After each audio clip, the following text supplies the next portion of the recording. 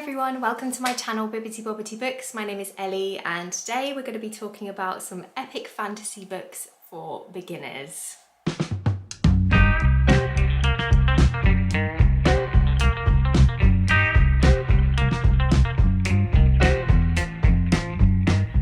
So today I thought it would be fun to discuss some book recommendations for you if you are new to the epic fantasy genre. So if you are intrigued by these chunky epic fantasy books, you want to get into a fantasy world that has a lot of world building and to get kind of stuck into that genre, but you don't know where to start, then hopefully this will help.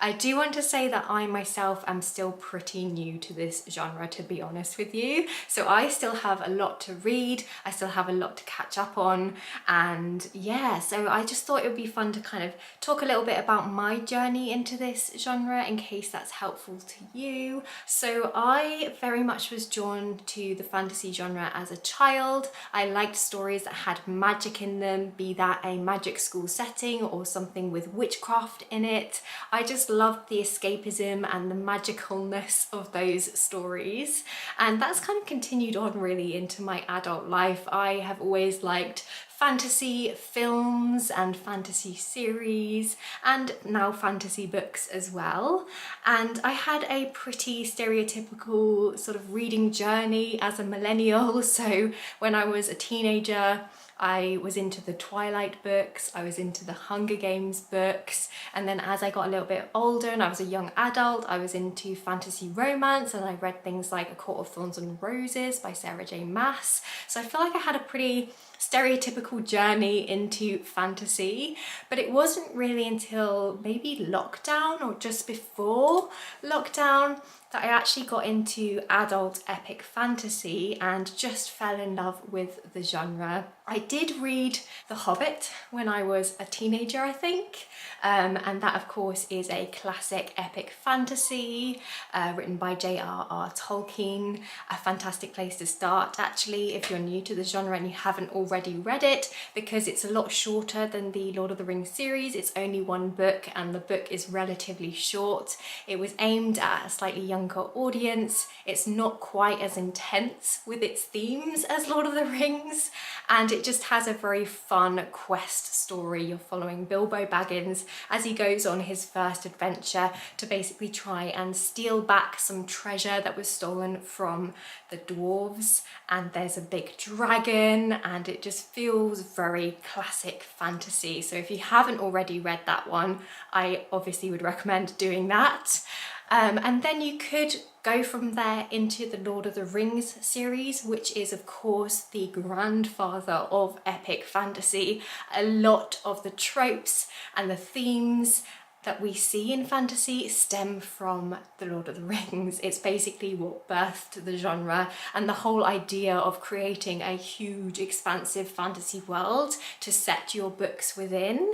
However, this might be a bit controversial, but I wouldn't necessarily recommend that being your starting point if you're new to epic fantasy and if you're a little bit intimidated by the genre, just because it is quite slow paced and there is a lot of description. You know, J.R.R. Tolkien spends a lot of page time describing the scenery, describing what trees look like, and it's incredibly beautiful and immersive. So if you like that kind of poetic, descriptive writing, then absolutely you might love that one. But if you are, you know, not sure, if you're wanting something to kind of grip you right from the start, then I feel like some more modern epic fantasy might be a little bit easier to get into, but obviously it's just a personal taste thing. But yeah, my sort of entry point into epic fantasy was actually The Name of the Wind by Patrick Rothfuss. So I read this one, I think it was in like 2019 or something, and it was my first sort of chunky epic adult fantasy book and I just loved it, and I would recommend this to absolutely anyone. However, you would then be subject to the pain of falling in love with a fantasy world but not having a conclusion to the story, because if you don't know, the first two books in this series have been published, but we have been waiting for the third and final book for for forever, and it doesn't seem like it's going to be published anytime soon, if at all, to be honest with you. So for that reason, I'm not sure I would necessarily recommend this as an entry point.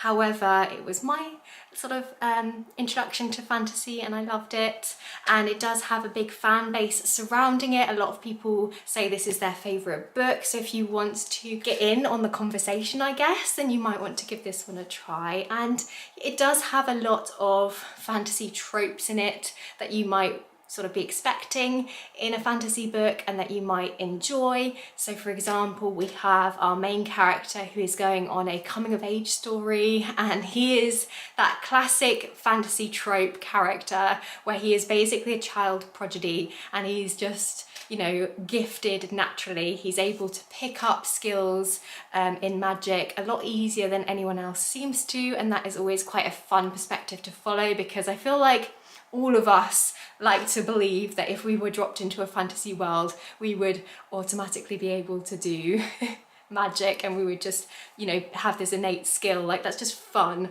So we do follow that kind of hero type character, and it also has a lot of other tropes in it as well. Like, it has a grumpy mentor type character who is teaching Kvoth, the main character in here, how to use magic. There's a bit of a magic school setting in here as well, and there's also a lot more to the magic than just waving a wand and saying abracadabra.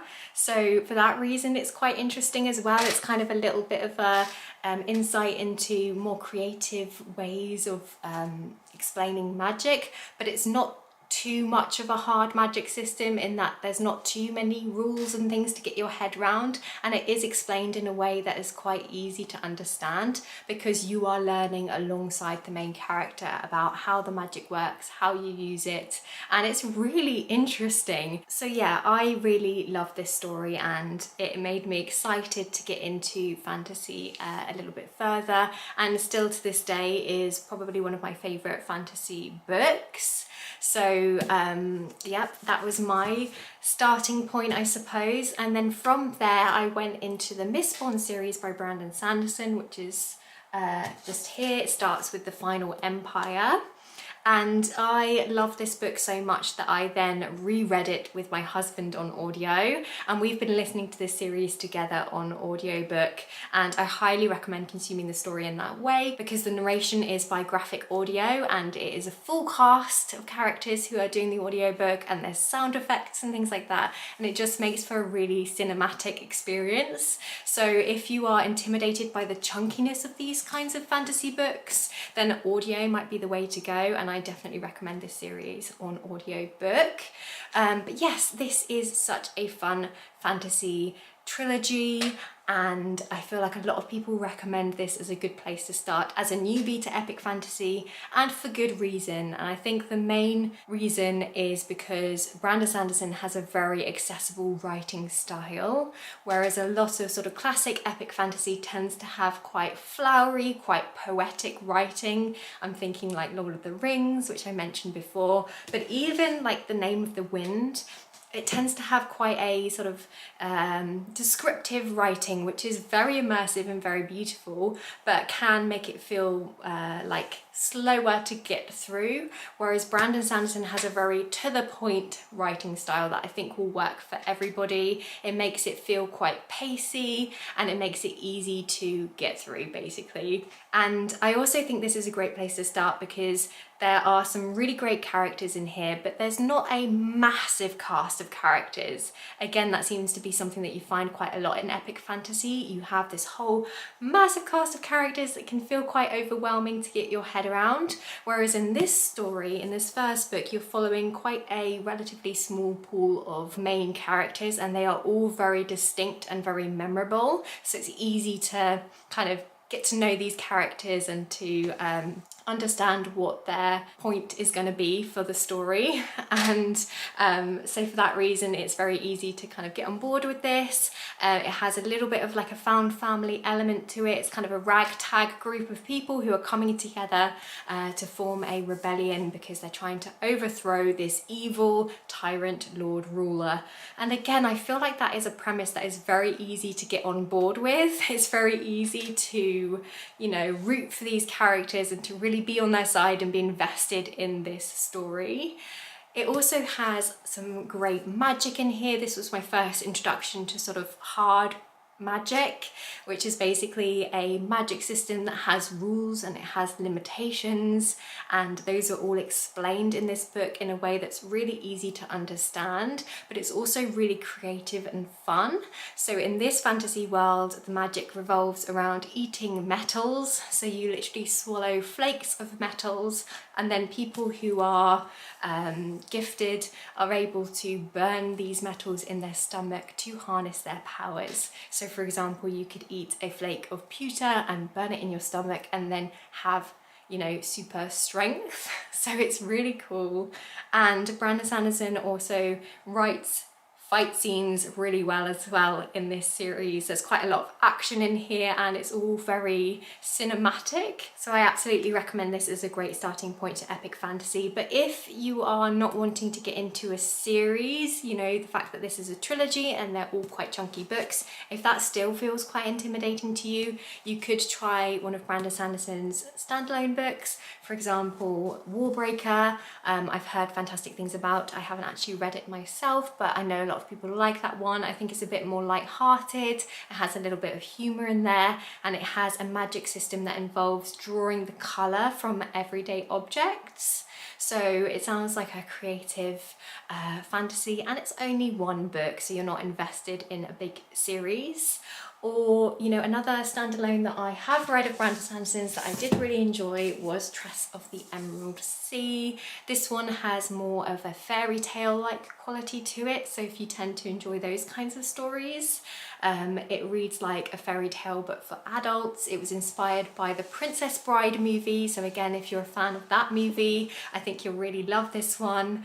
And it doesn't take itself too seriously, it's not too long, and it follows our main character who is off on a quest across the Emerald Sea to save the man who she loves from this evil sorceress. So it has that kind of classic fairy tale setup, but it has some twists along the way as well, and it does subvert your expectations here and there. And of course, Brandon Sanderson has, you know, built in some great world building into this story. The ocean that our main character Tress has to cross is actually made up of little tiny spores which erupt into plants when they come into contact with water. So it's a really creative setting as well, and just a pacey, fun, humorous time. Speaking of comedy and having a fun, humorous time, the next book that I will recommend to you is one for you if you just want a romp.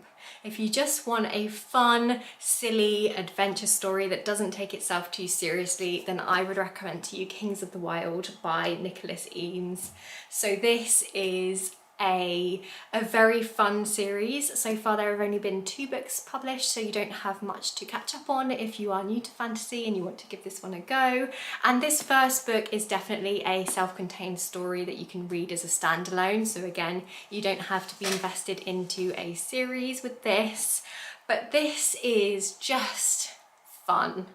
It doesn't take itself too seriously. You're basically following a bunch of ex-mercenaries who are now all in their middle ages. They're all a bit past it, you know, they're older, they're not as fit anymore, but they are coming together to go on this quest because they're trying to save one of the band members' daughters who is kind of stuck in the city. And so we're following the band as they get back together and they go on another adventure, and it's just silly, it's fun. It reminds me of a Dungeons and Dragons campaign that you might play with your best friends. So if you don't know, Dungeons and Dragons is a desktop role-playing game, and the author has definitely drawn inspiration for this book from that game. A lot of the monsters that you see in here kind of remind me of D&D, and also a lot of the magic items that the characters come across. It definitely feels like a D&D quest, and it is just as chaotic as D&D can sometimes be. It's fun, it's silly, they get into all kinds of antics, but there's also, you know,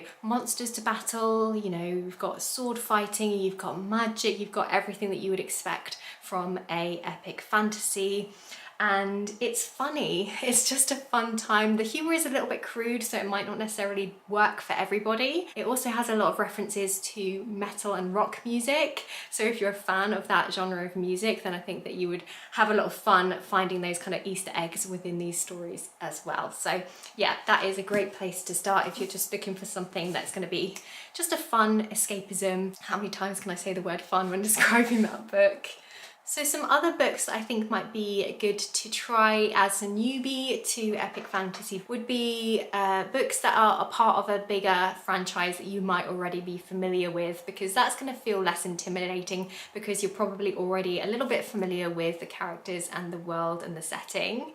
So I know we've already talked about Lord of the Rings, which you're probably familiar with from the books but also the movies, but we've also got things like The Witcher. So this again is a epic fantasy series, but it has been adapted multiple times. So it was the books, it was then a really popular video game, and then obviously we had the Netflix adaptation as well that I'm sure you're all familiar with Henry Cavill playing as the Witcher.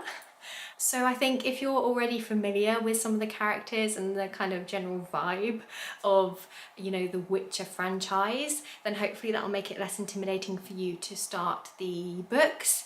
And another reason why I think The Witcher is a good place to start if you're new to fantasy and epic fantasy is because the first couple of books in the Witcher series are actually short stories, so they're short story collections. So that is a fantastic way for you to kind of dip your toes in and to try out the fantasy books and to see if the writing works for you, to see if you like the world and the characters before you dive into the main series. So that's quite a nice sort of introduction really, because you know you have these nice fun short stories where you're basically following the Witcher as he is kind of defeating various different monsters, and it's quite fun, and I think that's a nice way to kind of introduce yourself before going into the longer series. And then as we're talking about popular franchises, I'm sure you can probably guess what I'm going to say next, but that would be Game of Thrones. So of course Game of Thrones was adapted into the hugely popular TV series. So if you've watched the TV series, even if you haven't watched the TV series, I'm sure you're aware a little bit of the characters and things because they were just basically everywhere in media. It's kind of hard to avoid. So if you're already kind of aware of some of the characters, again, like before, that might make it less intimidating to go into the books. And the books are great, and this one is definitely for you if you're more interested in politics and messy politics and things like that, because that is what this series is all about. That's the basically star quality factor to the Game of Thrones series, is all of the political machination, all of the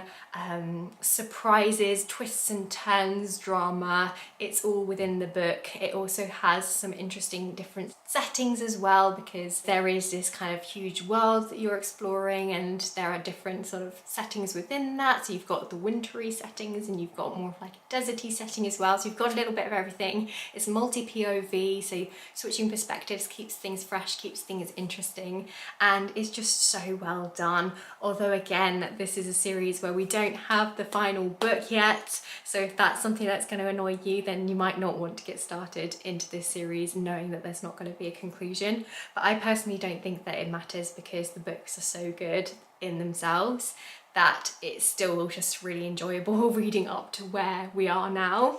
Okay, so then I wanted to recommend to you some books that have a slightly different setting. So they're still epic fantasy books. They're still books that I think would be fantastic entry points for if you want to get into epic fantasy, but they have a slightly different sort of aesthetic, a different setting, because you tend to think of like medieval fantasy when you think of epic fantasy, or at least I do anyway. But there's a few that are a little bit different.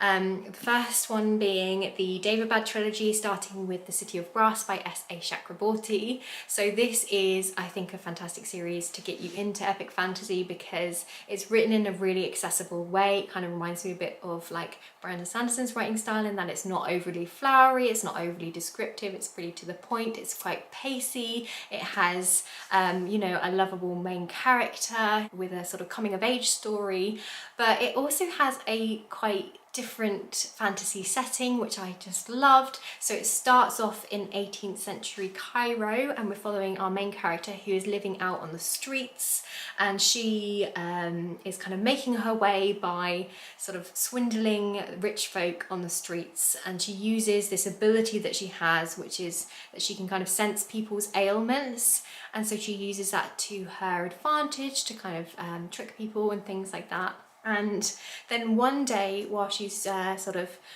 performing this ritual that she doesn't think will actually work, she ends up accidentally releasing this jinn type character, and the two of them end up kind of on the road together, going to this place called the City of Brass, or the City of Daevabad, this magical city, and our main character is finding out all about it. She's finding out a little bit about her ancestry and the fact that she might have originated from this city, and she's finding out a little bit more about her own magic and her own strengths, and it's just really compelling. I love the setting and the fact that it's in more of like a deserty type setting rather than like a medieval setting with castles and things.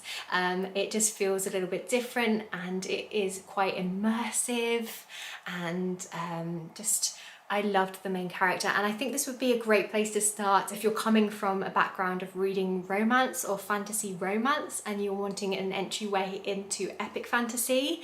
Then I think this one would be a good place to start, because there is a little bit of a romance plotline in there as well. It's not the main plot point at all, but there is a little bit of romance in there to keep things interesting. So if you like that, then I would recommend this series to you. But yeah, this is fantastic. It's got excellent world building, it's got some really interesting politics going on in here, and a really great main character that you can really root for. So I love this series and would definitely recommend that to you as a good place to start if you're wanting something a bit different. Another different fantasy setting would be the Bloodsworn Saga by John Gwynne. So this is a Norse-inspired epic fantasy series. So if you like Vikings and that kind of thing, if you want something snowy and you like dragons and sword fighting but with a snowy Viking type setting, then this is absolutely the series for you. And I think this is a good entry point as well into epic fantasy, because it's a trilogy, it's not a really massive series, but also it's quite actiony, so it's quite pacey. So if you're more of a plot driven reader, you might like this one. And it's multi-POV, so in this first book you're flicking between 3 different perspectives, so that keeps the momentum up because you're constantly switching from point of view to point of view. And if there's one person that you're not as interested in, that's okay, because the next chapter is going to be from a different point of view. So it is quite quick to get through, and it's just a really fun setting. So yeah, I just wanted to shout that one out as well as a potential place to start, particularly if you're a fan of sort of Norse mythology and Vikings and stuff like that. So there we have it. That was me rambling on about books for new people to epic fantasy. I hope that I made some kind of sense. I hope that you found this useful. If you have any recommendations for people who are new to the epic fantasy genre, please do drop them in the comment section below so people can find some more recommendations there. And yeah, I hope you've enjoyed this video. And as always, don't forget to like this video if you did like it, subscribe if you want to see some more from me, and I guess I'll see you next time with another video. Bye!